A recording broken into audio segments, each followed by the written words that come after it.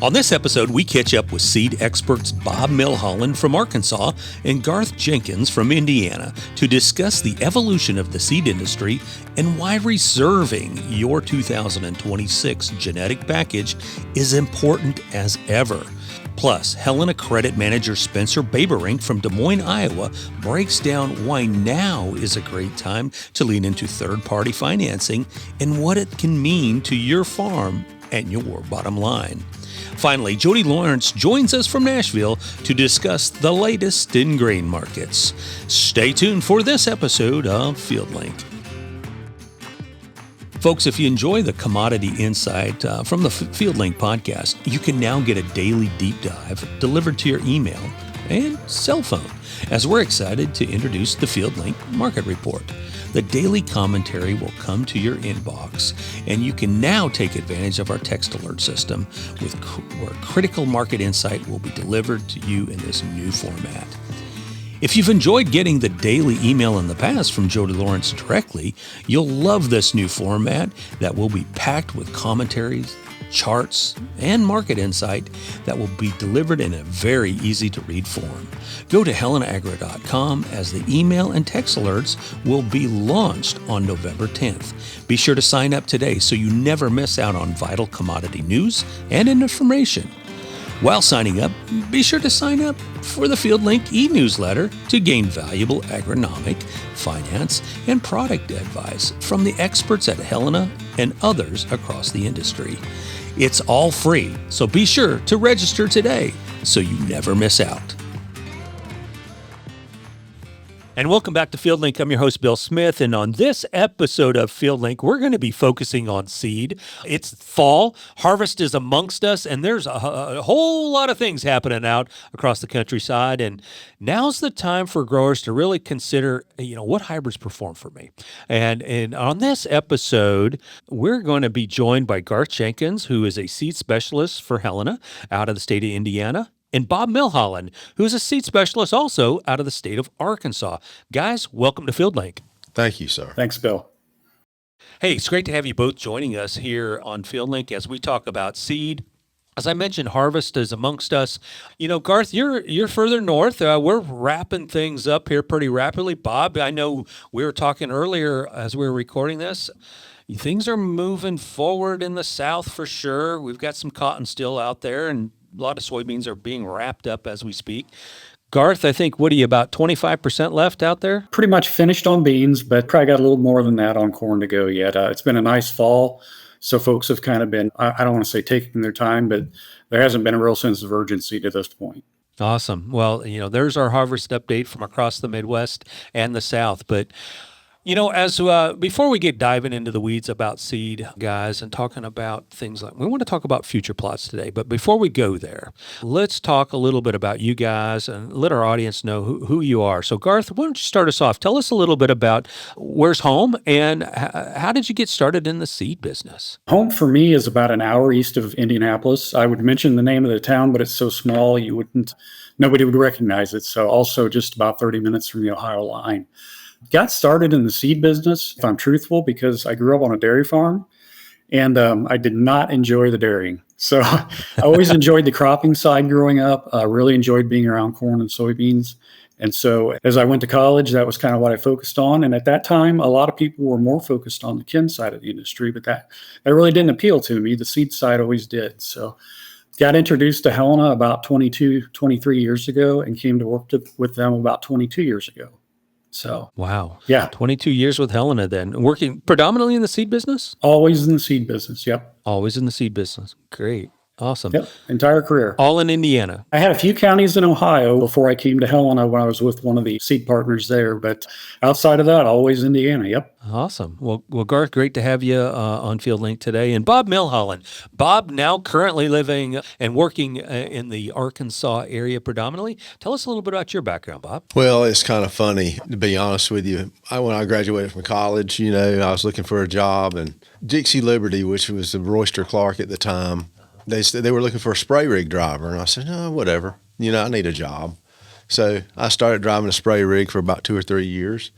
And then a location came open that we bought an independent, and I ran it. And it was in the tobacco and dairy area, and we had small grains and corn and beans. Then after 10 years of running the facility, I went to work with NK, with Syngenta as an agronomist from Richmond, Virginia, down to Okeechobee, down to L.A., Lower Alabama. I did that for about 10 years, and in 2014, I had this opportunity with Helena, and it's been a great run. So I've had the opportunity to work in about 10 states and enjoyed every one of them. They're all different. Wow. And today you're covering what geography? The Boot Hill in Arkansas. The Boot Hill in Arkansas predominantly. And then I try to help out with the guys that might need some help, my colleagues, just because that's what you do with old people, is you try and get as much information out of them as you can before they die. Yeah. I feel right at home with you guys because I'm an old seed guy too. And Bob, you and I both worked for NK back in the days, the glory days of NK back in the 90s. And when we launched BT Corn, and that was a great time to be in the seed business, and still is today for that matter. But guys, it's, as I mentioned earlier, fall is when we need to kind of start thinking about our 26 plan. And some of the things that you guys have been doing is really interesting on the Helena side of the business as it relates to seed. Introducing the Future Plot system across the nation here this year was a big step forward. We've been doing a lot of research with Future Plots over the years. I know, Bob, you've got a lot of experience in that, and Garth, you've got a lot of experience in different evaluations of hybrids. But boy, let's talk a little bit about Future Plots and what they've brought to you and your sales team, Bob. It's in the field training. You hear seeing is believing, and you can't describe something until you see it. Sometimes it's an emotional moment. You see something bad, and that's bad when you see it. You talk about it, or that's really good. And so we take notes and do record phenotypic information. The guys are with me. I never take notes without somebody with me. Industry people are with us. We build relationships with the grower and other people in the industry. So it's kind of a focal point. Great people hang around great people and learn from good people. So that's one of the main focuses. And plus, realizing that every product in that plot is less than 2 years old is what the companies want to lead with, and they think it's the big movers in their area, and putting focus on that because the life cycles are so short that if we get it a year earlier, that could be 25% more experience with it and able to have the confidence to put that product where it needs to be put. I think that's a really good point. We're getting ahead of the curve, able to see some of the newer germplasm or proven germplasm in multiple environments. And you said something pretty powerful. It's a learning opportunity with a lot of different folks to see this germplasm, how they're really working, and have that discussion. Well, I tell you, if you learn together, you come to the same conclusion together, and nobody's at odds. When you're out there and you see something bad, and the guy with the basic company sees it as well, there's no denying it. He's like, yeah, that happened. You see something great too, then it seems unbelievable. Then that happened. And it's exciting times out there in the field. Believe it or not, we have fun when it's 100 degrees in the corn. The young guys don't think it's too much fun, but at the end, it's good times. Yeah, that's great. So Garth, Jenkins, you guys have several Future Plots up in the north as well. And tell us a little bit of some of the learning opportunities and some of the things you learned this year with Future Plots. Well, I think one of the biggest things, Bill, is the excitement between both the Helena personnel as well as some of our seed partners that we work with. They have been very supportive of this new direction that we're kind of going in to a degree. And I attribute a little bit of that to the fact that we all want to find the next big thing. And this kind of gives us a hand in that. And it also, the other thing that I've noticed, Bill, is because we have so many slots in each plot to fill, there's sometimes, a little bit of a stretch on the early maturities or the late maturities that we normally wouldn't put in a plot, but we're putting those in because everybody knows that there's no risk to this. We're just trying to learn and discover, right? So as we put those in, we're kind of stretching what we might normally do in an area. And I think that has its advantages because normally we would not be so willing to expand our horizons there on certain maturities. Yeah, so you're getting a look at a lot of different maturities, a lot of different germplasms, because for those that are not familiar with Future Plots, guys, you jump in here and tell me, but we're dealing with a handful of preferred suppliers that we work with and some of their best leading germplasm for that geography that is current and forward coming, correct? That's correct. Like Garth was saying, we can't make a mistake with future plots. When I was in product line management at NK, you were worried about every plot and the quality. Here, it doesn't matter. It's a learning experience. And so it's kind of like no matter what happens, well, guys, we're going to learn from this one way or another. And it gives a lot of power and value to that sales rep to have the experience. I think it gives them an edge. Right. And differentiating edge, true. It's not, I'm just looking at this one brand. Now I'm able to look at 2 or 3 brands, and maybe there's a couple, and it changes from location to location and, maturity to maturity. Hey, this brand or this line is doing a little better than this one, and this is one we need to really think about positioning for our customers in this geography.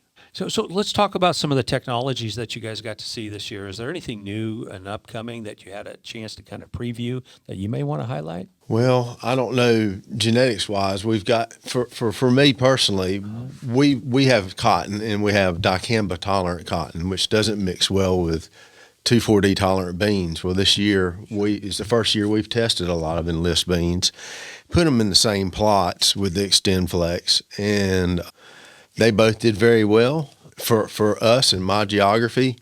I tell you, the new germplasm, and they yield tit for tat. I do not see a yield difference in them personally, and my guys didn't either.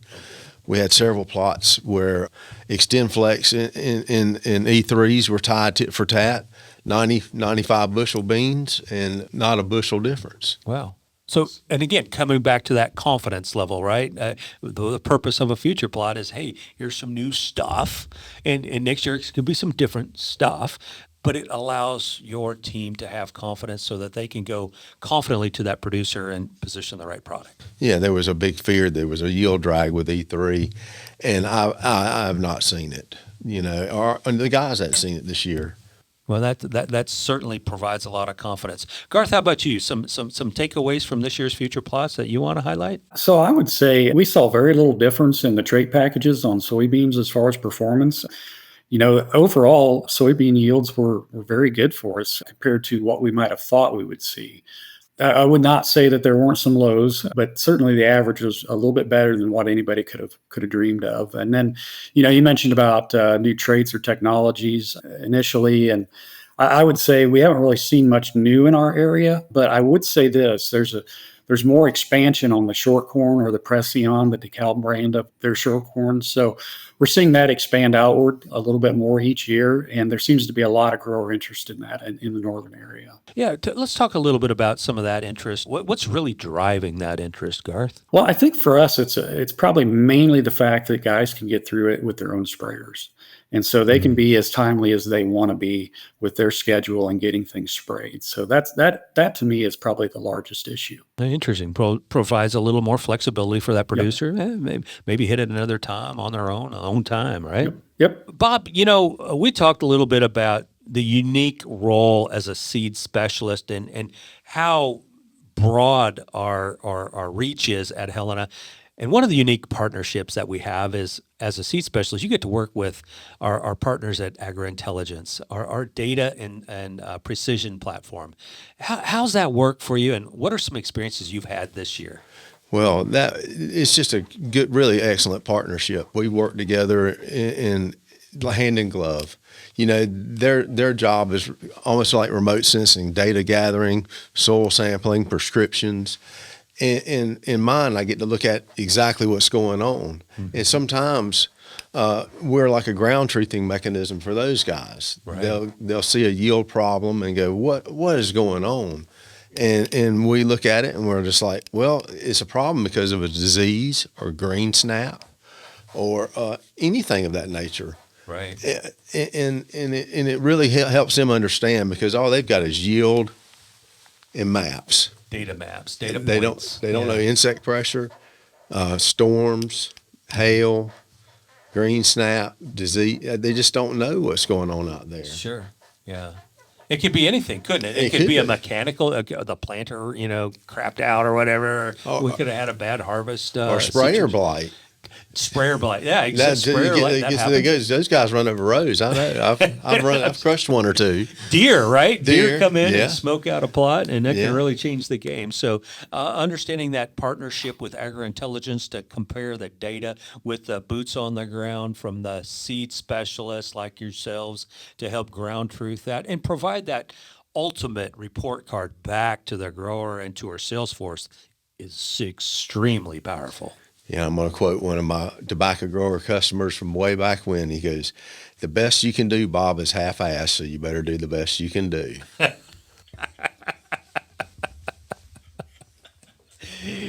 We definitely want to do the best we can do, and that's what we do. That's it. Well, guys, any other walking away points from the future plots this year that you both you might want to highlight? Well, this year we had an excessive amount of rain. And it just fortifies which products we record the soil drainage class that all our plots are in. The soil series, not so much important. The texture kind of works out. But in these flat, fur irrigated fields is where does the water go? And if it doesn't get out of the field, it's in an anaerobic environment, creating a tough situation for that plant. And some handle it better than others. None of it's rice, but we see the differences. And I think that's some of the stuff we recorded this year. The difference is that in beans as well. And I think that's a great point. Again, coming back to these future plots where we get to see all of these different, companies, varieties, and hybrids in an environment. And you see this year in those environments, it was pretty wet. Next year, it could be a different story. Exactly. Yeah. You don't know what you're going to get. But it gives us that set of knowledge that, hey, in a wet environment, these are some things that we can anticipate. How about you, Garth? Anything jump out at you this year from some of your experiences? The environment was pretty good in the upper Midwest this year for the most part. Yeah, I mean, on the whole, I think we could say that, and again, these are general terms.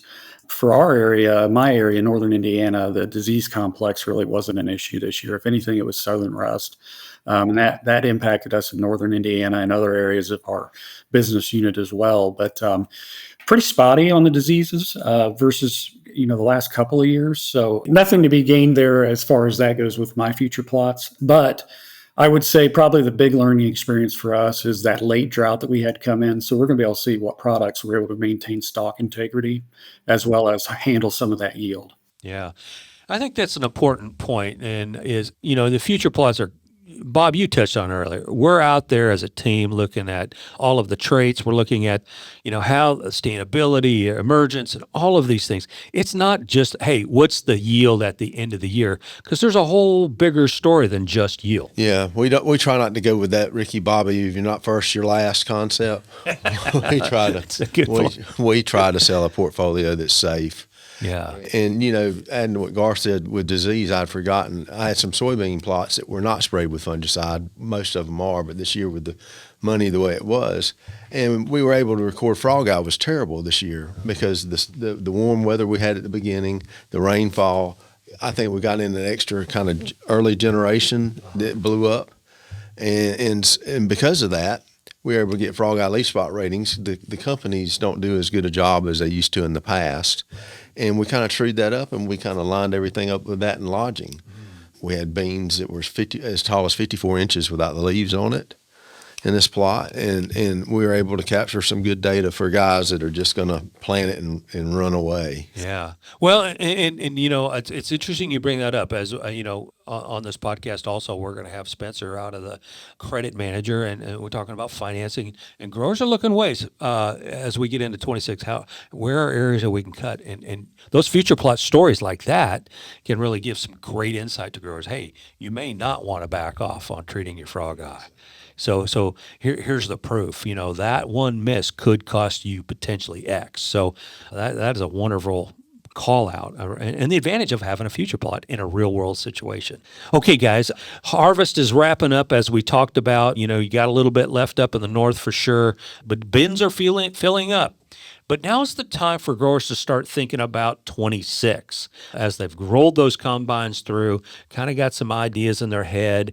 We've talked about now's the time for some of the best deals out there in terms of financing and pre-order. Let's talk about the importance of, Garth, about why is it important for a grower to really sit down with their Helena rep and get a plan together for their seed for 2026 today? Yeah. So the first thing I'd say, Bill, is over the years, and a lot of years, we've probably done a disservice to the idea of, having some early commitments in, because there's always been one reason or another of why it's important. And it's kind of like the boy that cried wolf sometimes, right? So now we've entered a different age, though. We've entered an age where we're maintaining inventory for these seed partners of ours is an extremely expensive proposition. And so we've noticed over the last several years, the willingness to carry a lot of inventory or a lot of extra production just isn't there. So for me, and probably Bob as well, I would say the biggest driver, and it's real, is the fact that products are going to run out. Nobody wants to carry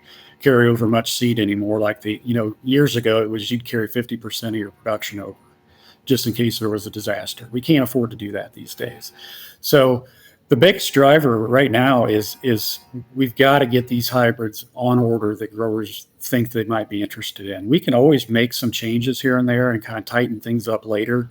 But if there's an interest in a product that looks like it's going to be pretty good coming out of these plots, I would say there's nothing to lose by going ahead and putting your name on some of that. And that's really the direction we're going in these days, is just to make sure that we keep our growers covered, because if we can keep them happy, then we can certainly have a better fall as well. Yeah, definitely. Bob, do you got some thoughts on that? Yeah, in our future plots, normally the yield difference from top to bottom is plus or minus 5 or 6%. And these are all the best of the best from each company. And Garth's right, they are tightening up on supply, but there's always enough to plant everything. Right. So when you think about the scale, you can buy what you want early at the top, or you can get what you get at the bottom. It's only 10 or 12% difference in yield for the same amount of money to grow it. Right, and that's right. The same amount of money, that your investment's going to be the same, but you just got to get after it and get your name on it, don't you? That's right. And Garth, you said something pretty powerful that I think, and I love your analogy, crying wolf, order, we're going to run out. But that is really true these days, because you mentioned it. Inventory used to be, back in the old days, we'd carry 50% over in inventory. But guys, that's back when corn was $100 a bag. Right. Or less. Exactly. And today, what's your average list price in the north? What's your average list price for a bag of corn on average? Yeah. So average MSRP, I would say, is between $4 and $4.50 a bag. Yeah. Same in the South. Yeah. It's brutal. And I used to sell McNair 508 for $28 or $32 a bag. Wow. And I remember when Max 16 came out and the BTs came out. Yep. And Pioneer sold the first BT corn for over $100. I said, there's no way anybody will pay more than $100 for a bag of corn. This is crazy. And look at where we're at now. It's nuts. I agree. I remember the first bag of BT corn I sold in 1994. It was $135 a bag for 7590 BT and NK hybrid. And then we had Max 454 when we were going through the merger at $99. But those days are long past us, hence bringing this sense of urgency of inventory management and understanding at the farm gate that organizations just can't carry that heavy a load any longer, can they? Right. No. Interest rates and money. Interest rates and money, that's exactly right. That has certainly changed the game quite a lot. Okay, so what are some other reasons why growers should really, move forward and put their names on a plan at this time of the year? Bill, I'd say there's always a little bit more motivation at this time of the year, more offers from suppliers, our seed partners, to try to get something put down. So I think that's another driver as well. We're playing, we're not really playing a game, but those that like to push off the order, thinking that, if they order later, there might be something better comes along. I'm just not sure we're in a position to see that happen much more these days, because everybody really wants to get their supplies secured and know where things are going and what direction that they're headed in before. We've honestly seen a lot less of the late season pushes. And when I say late season, I'm talking January, February, March from our seed partners compared to, say, 5 or 10 years ago. So really, Every motivation is there to do it now and in the fall rather than waiting. And guys, we're referencing a lot about corn here in just the last couple comments, but that's true for soybeans too, and really cotton, all crops, correct? All crops. And soybeans in my area with Corteva dropping the LX lines, that's left a substantial hole. They make up the majority of the enlist beans sold in the South, under Mid-South. Okay. But when they dropped the other part of their business, that was 2.5 times the amount of seed that they're selling in list. And we're not, with the threat or the possibility of a new dicamba label, that's a lot of acres that won't flip and that will need to be replaced. So beans might be even harder if you're an extend grower to get what you want. Yeah, good point. And I think, the dynamics certainly are changing in the soybean world. It feels like day to day. But now is the time to put your name on some of those beans that traditionally been kind of maybe a second thought sometimes. We've got to put them towards the forefront, right along with your corn line in a lot of cases. Garth, what other hybrids, what kind of challenges do you see moving forward in terms of inventory for Plant 26? We don't control the supply. We're just a piece of the supply chain. So I think that's our biggest challenge, Bill, is we know something's going to hit. For instance, last year, one of the seed partners had a 106-day hybrid that was just phenomenal. And I don't know how short they were on it, but everybody was screaming for that hybrid.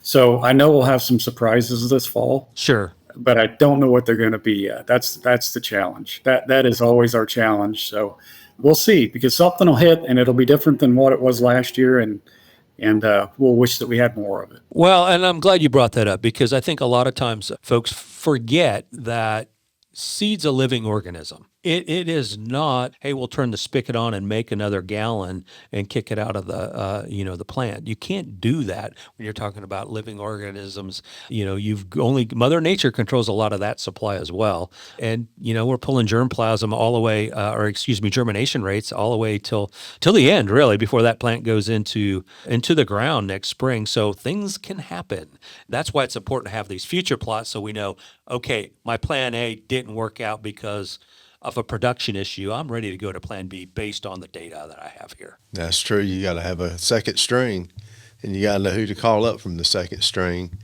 I don't know. Sometimes when things have a little hiccup, it's like what causes a hiccup. You can't chase performance all the time, because if you are, you're going to be behind the 8 ball. You're always chasing it. So you have to pick the top performers and realize that one's going to be first and one's going to be last. And next year, if you plant the same 3 or 4, that they'll be a different order. And that's okay. Yeah. Because you picked all top draft people, you hope. Yep.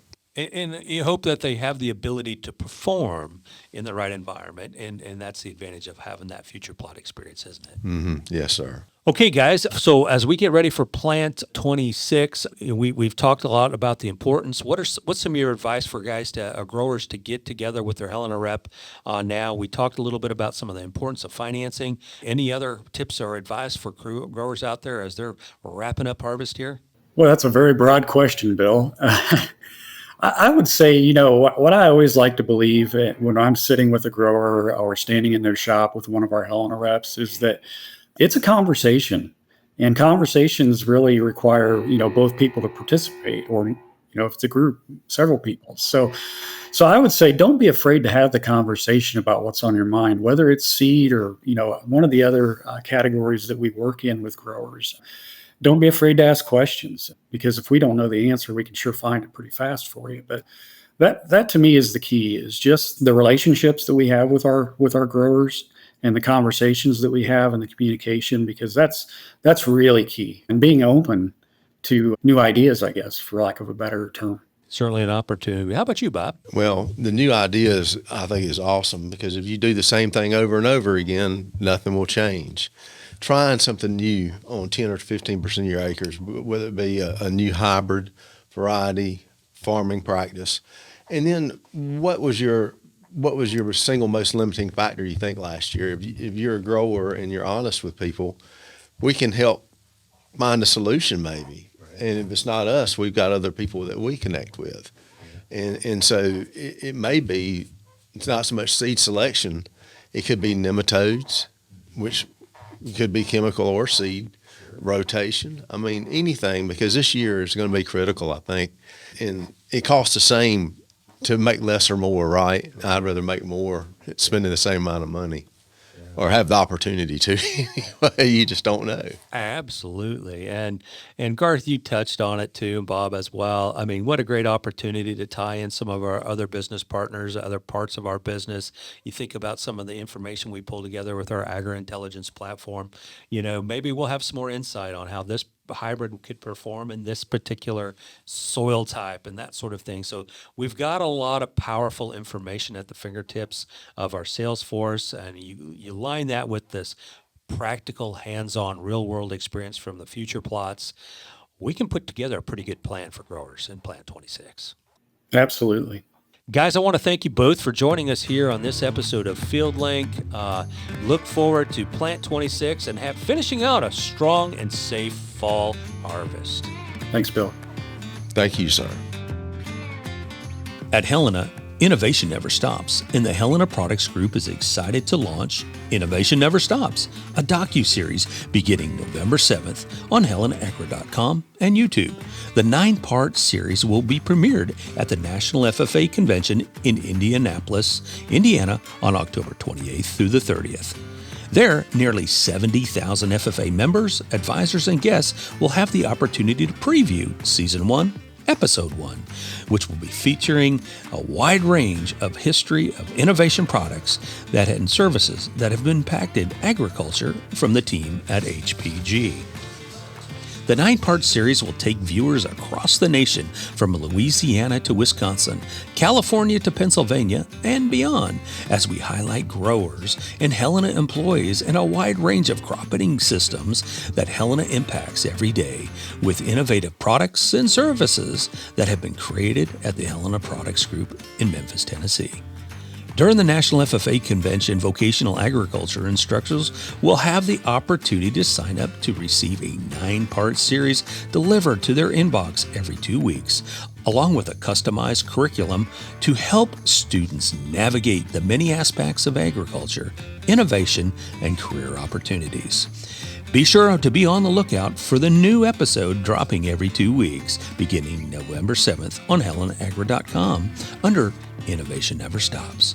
Or yet, sign up for our free communications alert under Stay in Touch so you never miss an episode. Plus, when you register, be sure to select and opt in for other vital agronomic, credit, product, and industry insight and promotions from Helena Agri. It's all free. Be sure to register today. And remember, at Helena, innovation never stops.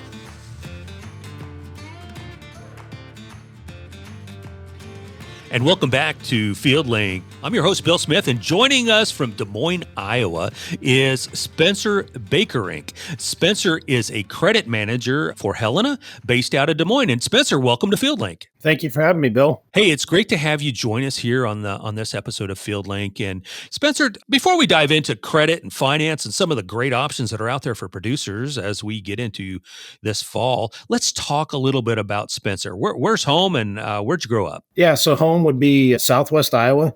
Grew up northwest of Creston. My wife and I currently reside there. We have a little 1-year-old, just turned 1 a couple weeks ago, and we live on a family farm. So I've been working with Helena, Bill, for coming up on 8 years here in December.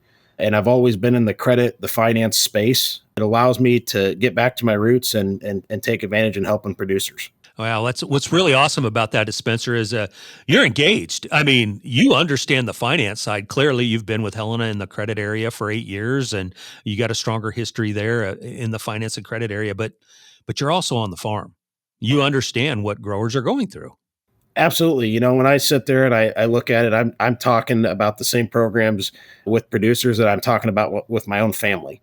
And that really matters. At the end of the day, we're trying to make sure that we maximize our return on investment and making sure that we understand what's out there and take advantage of those lucrative offers. You know, we have a great relationship with local banks, but at the end of the day, if I can take advantage of a low interest financing and still get good discounts, we're looking to do that, Bill.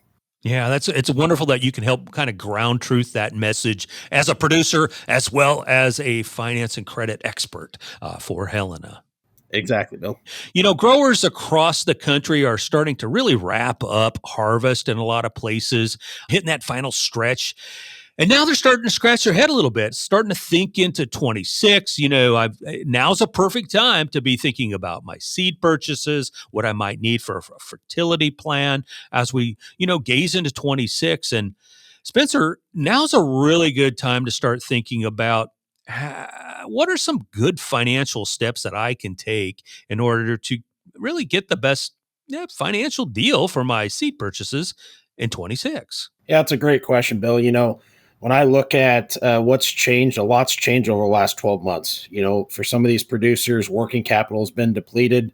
It's negative working capital for some growers. They're going to be spending time here in the next couple months meeting with their loan officers, putting together updated balance sheets and seeing where things sit. There's going to be some difficult conversations with some of these producers. They're going to have to be looking for some external financing. So you bring up a very valid point. Right now there's no better time than now to think about what's out there.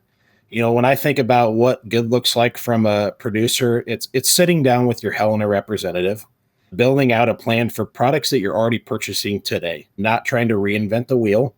Helena as a whole, we do partner with the likes of John Deere, Rabo, CFA. We have our own internal financing program called Helena Finance.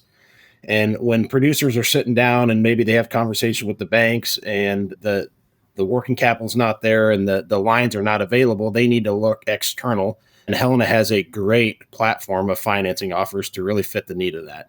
When you're talking about a seed and specifically, Bill, there's no better time than now. When you're talking lucrative cash discounts, when you're looking at just the programs, everybody's wanting commitments early. They want to lock in that seed purchase. And they want to make sure that they give you the best cash discount, be able to take advantage of a low interest financing. In the 8 years that I've been here at Helena, Bill, I think things have changed where we keep shortening that window up. Some of these combines aren't finished up yet, and we're already talking about locking in seed. And the reason being is, our Helena representatives are wanting to make sure that we get the best bang for the producer's buck and give them the best cash discount and the best financing offer that we can put together for them. Yeah, I think that's a really important point. There's no secret, growers are going to be scratching the pencil pretty hard as we look into plant 26. And our reps aren't just looking out to secure the seed. That is really important, no doubt about it, from an inventory standpoint and trying to secure the best germplasm for your farm, your field, your acre. But also put that producer in the best financial spot to take advantage of really what's out there, across the marketplace. So, Spencer, what are some of those, from a high level, what are some of the options that are out there? You referenced, the seed companies, third-party partners, and even Helena Finance. What are some specifics that you're picking up with some of our partners today? So what I'd tell you, Bill, what I'm seeing, cash is still king when it comes to seed financing. If you have cash or you have an operating line, that still gives you the best price, the best cash discounts. But as we talked about previously, that cash is dwindling. So when producers are looking at what's out there, there's a lot of 0% options out there to take advantage of. What I'd say is that's kind of the mantra that we've seen here recently is 0%, but locking it in super early. When you're looking at cash discounts across the board, some companies, they're looking at cash discounts with financing. Some they're looking at, hey, if you're using financing, you're giving up potentially all your cash discount. So I think it's very important to sit down with your Helena representative and make sure that you understand the inner workings of that, because there's nothing worse than taking advantage of a 0% option, but you're forfeiting a full 8% cash discount. And I think just making sure that you really understand what's out there. When it comes to Helena Finance, the interest rates are a little bit higher than what those third-party financing companies are. When you're talking, the DeKalb and Brevant, BASF, but we are able to offer a full cash discount. So it's just working with the rep to make sure that you understand at the end of the day, net, where do I sit? If I'm paying a little bit higher interest rate over here, but I am taking advantage of a full cash discount, what does that look like in the grand scheme of things? I've told some producers, I guess this year, Bill, that if you're looking to not pay any interest, there's options out there for you. Right. 0% options. I think that interest was always that leaky faucet that people really didn't realize was on the P&L. And when you're talking 8% money for some of these operating lines, if not higher, it is that leaky faucet that they're like, man, we really need to tighten that up. And what better time to take advantage of it than now? And it really just comes down to committing, making a decision on your seed purchase in order to get these financial solutions put in front of you. Absolutely. You know, our sales reps, the credit managers that we have in the field that are helping these reps, they are very well versed in the options that are out there. Mm-hmm. And if they're not, they have people that can get that information to the producer. And that's what makes Helena good. You know, what I would say is tailor fitting a program to a grower's operation is the best thing we can do. There's cookie cutter programs that are out there, but what good looks like from my seat is sitting down on the farm and going through what a grower's purchasing and saying, let's build a program that fits your operation, not something that your neighbor's doing. Let's build a program tailor fitted to your operation that gives you the best bang for your buck. And I think Helena does that very well, Bill. Well, Spencer, I'm glad you brought that up because I think it's super important for our producer listeners that are tuned in to hear that message, that we have the tools available to customize. No different than we help customize their agronomic plan for their farm, their field, individual situations, crops. We can kind of do the same thing with credit, can't we? Absolutely. And I think our producers, Bill, are seeing that now. I'm having conversations with growers that have never used financing before. Mm-hmm. We've talked about it. They know that John Deere, Rabo, CFA, Helena Finance has always been out there, but they just never felt like they needed that. Mm-hmm. And I'm not saying that they do now, but they're taking advantage. If there's 0% option out there and it still gives you the best cash discount or gives you a cash discount of some sort, why not leave your money in the bank or put your money somewhere else that gets you a good ROI and be able to take advantage of it? So that's what we're seeing. We're seeing our top producers now taking advantage of third-party financing when they've never had before. And that's what I've stressed to our sales reps. You know, don't say no for the customer. Present all the options that we have out there and let them make the decision if it fits their needs. So that's really what we're trying to accomplish, Bill. Yeah, Spencer, that's such a huge point where let's not make those decisions. And there's no one size fits all because every farm, you meet one farmer, you've met one farmer, their situations are all different. And having that flexibility with so many multiple programs available in our toolbox is absolutely critical. Absolutely. And that's why we've partnered with John Deere, Rabo, CFA. We have Helena Finance. We're trying to give them, when a producer comes in the door and wants to talk about financing, we want to have every option that we can, Bill. We don't want to have any closed doors. And I think that's what makes Helena good. And let's face it, the market where we're at today, things are changing. Producers are asking more from the retailers because the banks aren't giving them what they need as far as an operating line, which is crucial for us to be able to step in. You know, we don't want to be the operating lender. I still want these producers to have a great relationship with their local bank. We're not looking to steal financing from these banks. We're looking to essentially help these producers where they feel like there's a void as far as the financing and make sure we can step in and deliver a good product for them. Yeah, Spencer, that's huge. You know, we certainly want that producer to have that local relationship with his or her banker or current financer, but we're here to help fill the gap and take advantage of these other opportunities that are out there from suppliers and others across the industry to help customize the best plan for that grower to help maximize, no different than their fertility plan or their seed plan. We want to help them maximize their profit through their financing as well. Yes, I would agree. And when you're looking at it, Bill, I think we've talked about it a little bit. The time's now. When I look at all the programs across the board on a high level, it's a lot of these programs are going to be in and here at the end of the month, locking that in. So if you're a producer out there that's thinking, hey, I haven't thought about my seed purchases, but I want to see what's available, get with your Helena representative, sit down, go through the plan that you had last year, what worked, what didn't work, and then let's build a financing program that fits their need.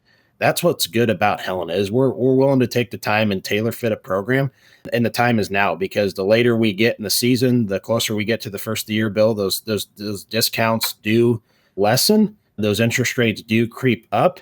They're still attractive interest rates, but they're not the 0% that we're talking about early, which is crucial. You know, that's such a huge point, Spencer. I know, hey, listen, it's fall time. Growers are busy. They're harvesting. They got things going on. But boy, picking up that phone, having that conversation, just having your Helena rep hop in the combine with you, now is the time to take action and put that plan in place. We can do it on the fly. Having that conversation to get the options laid out so you can make a decision could be one of the most important financial moves you make for 26, could be over the next handful of weeks. Absolutely. And I think we've talked about it too, making sure that you're informing your banker of what you're doing, that you're working with Helena, you're using maybe Helena Finance or a John Deere or a Rob or a CFA platform as well. So they make sure that the balance sheet's as accurate as it possibly can be. At the end of the day, it's a two-way street. The bankers need to know what the customers are doing as far as external financing when it comes to third party. Spencer, when you really step back and peel the onion back and you hear about these 0%, I mean, it takes a lot of bushels to make up that interest. So by making a decision early, specifically on your seed side of things, boy, that might be the best yield and best return on your investment, which isn't going to take you a whole lot other than making a decision during this time of year. Absolutely. And that's what makes Helena good when we have seed reps out there and seed specialists that are helping our producers make a decision, Bill. When you sit there and you calculate on a per acre or per bushel basis, taking advantage of a 0% is crucial. When the commodity prices are where they are today, that might be their profit. And we joke about that, but it is serious when things are this tight. If you can save a little bit on interest, it does matter. Yeah, absolutely. Well, Spencer, is there anything else you want to chat about as it relates to financing for 2026? I guess in closing, Bill, I would just say get with your Helena representative. The call to action I'd say is make sure that you're sitting down, having conversation, laying out all the options that you're needing as a producer, and making sure that our Helena representative knows what those are and they can deliver a good product to you as far as financing. Spencer Bakerink, Des Moines, Iowa, Helena Credit Manager, want to thank you for joining us here on this episode of FieldLink. Thank you, Bill.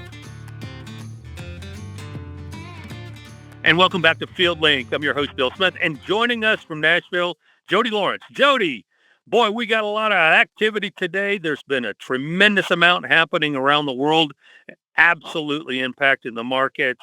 We've got some positive news to talk about, Jody. Yeah, we finally have some positive news to talk about, Bill. It's good to be back on. And for everybody listening to this, I know it will drop later in the week, but it's 3:00 Central on Monday, October 27th. And over the weekend, President Trump signed several key deals on a variety of rare earth minerals and other things with not just China, but with other countries in Southeast Asia. And then a lot of progress was made between Secretary of the Treasury Bessent, lead trade negotiator Jameson Greer, with those other countries as well as with China. And something will come out before this podcast drop later this week, but President Trump and Chairman Xi are expected to meet in South Korea at a big international meeting on Thursday. So my guess is that this situation will continue to be very, very fluid. But for the time being, we have a trade deal. We've got great things going on in the bean market. Didn't quite spill over to corn as much as I would have liked to have seen today, but certainly wheat benefited. And I'll have to dig down in the weeds on that because wheat was up 1.18 cents today. But beans are really the big one because we believe that this thaws relations and moves China into a position to return as a regular buyer like they have been since the Phase 1 deal in 2019. And at that point, we're talking about, potentially 12 to 15 million metric tons of soybeans, which is anywhere from about 380 million to roughly 500 million, depending on which end of that range they hit. And it's great that China is going to be taking U.S. beans. But the big picture that we have to pay attention to in this is that this is not a new source of demand. This is not a sustainable aviation fuel type breakthrough. This is something that is really internationally complicated game of musical chairs with the supply of these beans, because the beans go into China. We'll call that number 400 million bushels, means that Brazil will have 400 million more bushels to sell. So for the time being, it's good news, and the market's reacted as such, because at one point today, January beans were at 10.90, up 30 cents. You had 2026, just the high of the day was just under $11.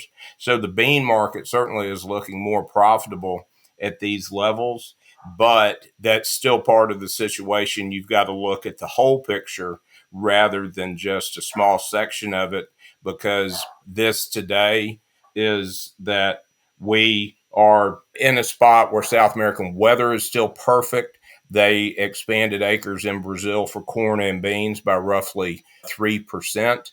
And within the next 3 or 4 months, or really the way the world works anymore, within the next week to 10 days, we could be on to a completely different set of circumstances to talk about. But for the time being, we're getting an opportunity. You've had from the test of $10 recently within the past couple of weeks for November beans, they got up today to 10.70. Every 70-cent rally, when you're not talking about a major weather problem that reduces supply and bushels and yield, are things that you have to sell. And that's what we recommended today, to move nearly completely finished with your 25 crop and get aggressive on your 26 crop, because there's so many ways through the market and through the Board of Trade to develop re-ownership strategies that we could be put in a position that these, could be some of the best sales of the year. We hope not. We love high prices and everybody making money, but we have to look at the big picture that 70-cent rallies in beans deserve to be sold. Yeah, that is a huge move, really overnight. I mean, that hit over the weekend and Monday, market's up and so forth. But and Jody, you said something I think it's important for our listeners to hear is we got a smoking rally right now. This is a great thing for now. But to your point, long term, the supply globally is still there. We've got a large supply, and it is going to be imperative to find new markets. And it feels like that's kind of happened a little bit over the weekend, as you mentioned. A lot of these Asian countries, around China, the Trump administration's really circled up with Vietnam. Bangladesh is a new player in the game. These are fairly newer markets.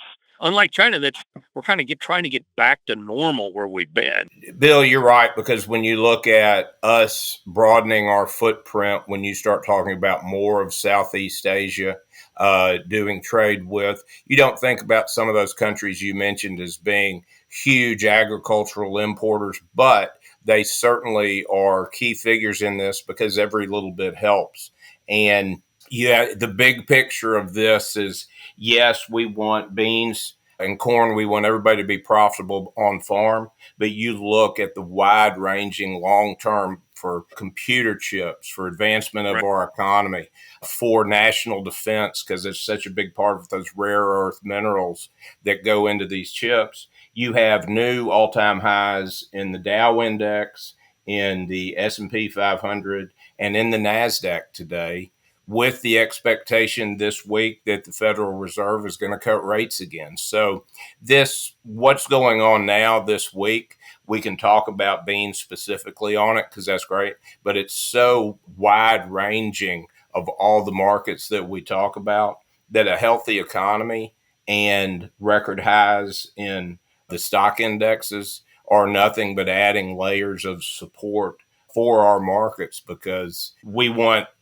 strength across the world economically, because that will help all of the exports grow, for every market we want to be in. But it's it's an interesting time. Yeah, definitely an interesting time. And, it is very easy for us to get so focused on corn and soybeans and other commodities. To your point, Jody, artificial intelligence, chips, rare mineral earth touch products, that is critical. That's the long play. And we're seeing a similar thing play out in South America. Certainly, over the weekend and a little last week, cattle producers were taking some comments, pretty rough. in terms of supply, allowing Argentina to ship some beef in. Still a lot of questions around that. But when you step back, there was a lot of activity over the weekend politically in Argentina. We've got a somewhat of a newer U.S. ally in South America, which is extremely strategic right now, especially as fragile as that part of the world is.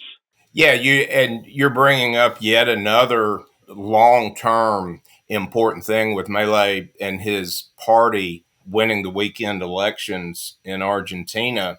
And it's, our trade representatives have been down there talking and turning them from someone who does a lot of business with China into a closer ally of ours. We can work some different things because while they don't want to take production out, we can certainly maneuver in. And with other things that we're doing, I believe we did a $1 billion currency swap or some massive amount of money to help them to where they're more interested in keeping us happy than China. And that becomes a big deal as well. That really big deal strategically for the United States. And certainly a lot of navigation has to happen clearly on the cattle side and the beef side.